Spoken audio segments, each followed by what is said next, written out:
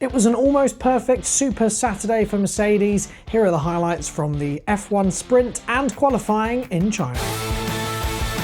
As the sprint race got going, it wasn't a very good start for Antonelli and Verstappen, both losing places at lights out. Antonelli as well making contact with Isaac Hadjar, which he later received a 10-second time penalty for, and Max Verstappen lost so many places he ended up in the bottom half of the grid. It was a great start for Hamilton, who took the lead early on, and then him and Russell were battling it out for that first position for a few laps until eventually Russell was able to take the lead and hold on to it. And whilst all that battling was going on, Leclerc was able to catch up and then also overtake Lewis Hamilton. A bit of very close racing between Leclerc and Hamilton on track, but ultimately Leclerc came out on top of that one. About halfway through the sprint, McLaren were preparing for a potential safety car. At this point as well, we lost Lindblad and Bottas from the race, who both had to retire their cars. And then on lap 13, McLaren's prayers were answered when Hülkenberg stopped on track and brought out a safety car, which meant that loads of drivers went into the pits to change their tyres. It was the perfect opportunity to do so. And it was a very slow pit stop for Hamilton. He was actually overtaken by Norris in the pits. On the race restart, George Russell was able to keep his lead, and it wasn't a very good start for Leclerc, who suffered from a bit of wheel spin. Later on as well, Hamilton was also able to take that place back from Norris that he lost during the pit stops. Antonelli had also lost places during the pit stops as he served his 10-second time penalty. He was also overtaken by Oscar Piastri at the restart, but it turns out Piastri did it before they reached the start-finish line, which is against the rules, so Piastri gave the place back. And it was not a great race for Red Bull. Although Verstappen was able to make up some places during the race, he still finished outside of the points, as did Isaac Hadjar, who lost quite a lot of places from where he started. McLaren ended up finishing with both drivers in the points. Not the most interesting race for them, but they'll be glad to have their first double points finish of the year. And it was a great race for Ferrari. Yes, they didn't win the race, but getting both drivers on the podium is quite an achievement for them, especially compared to the last few years of racing. But it was another dominant performance from George Russell in the Mercedes. He won the sprint race, and he definitely seems to have a good understanding now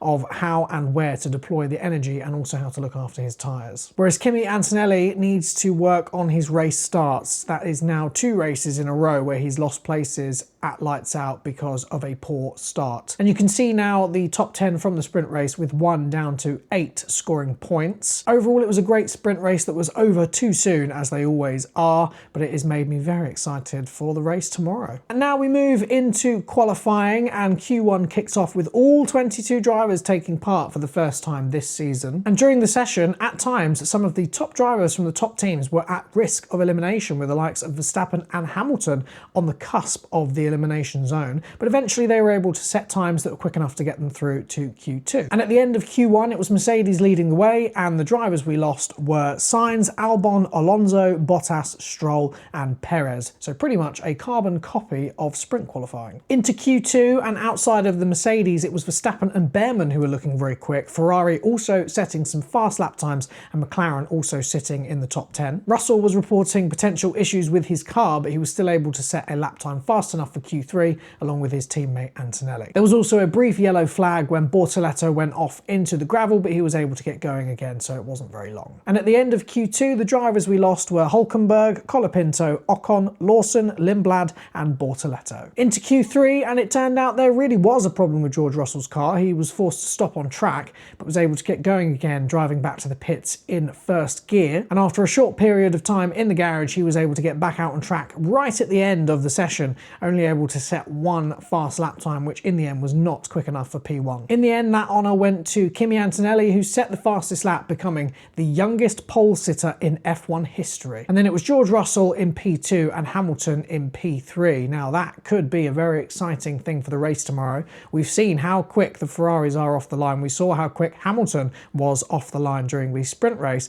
so he'll definitely be fighting to get to the front of the pack when we get going in China tomorrow during the race. But also, George Russell will be hungry to get another win, so he'll be fighting hard, and Kimi Antonelli, if he gets a good start, will also be there in the fight as well. And then the rest of the top 10, it's Leclerc in P4, Piastri P5. He'll be hoping for a good race after he missed out in Australia. And then it's Norris P6, Gasly P7, Verstappen and Hadjar P8 and P9. Lots of work for Red Bull to do still if they want to be competitive this season. And finally, Ollie Behrman in P10. He's been doing very well in that Haas. Overall, it was a very good Saturday for Formula One, with the sprint race giving us lots to be excited about for the full Grand Prix, and also with qualifying and Kimi Antonelli becoming the youngest pole sitter in F1 history. An amazing achievement for him. And with the positions that everyone's starting in, we are sure to have a very exciting race on Sunday in China. And that's a roundup of pretty much everything that took place today during the sprint race and qualifying for the Chinese Grand Prix. I'll be back tomorrow with highlights from that race. And in the meantime, don't forget to subscribe to The Benchmark for all your F1 content. Thanks for watching.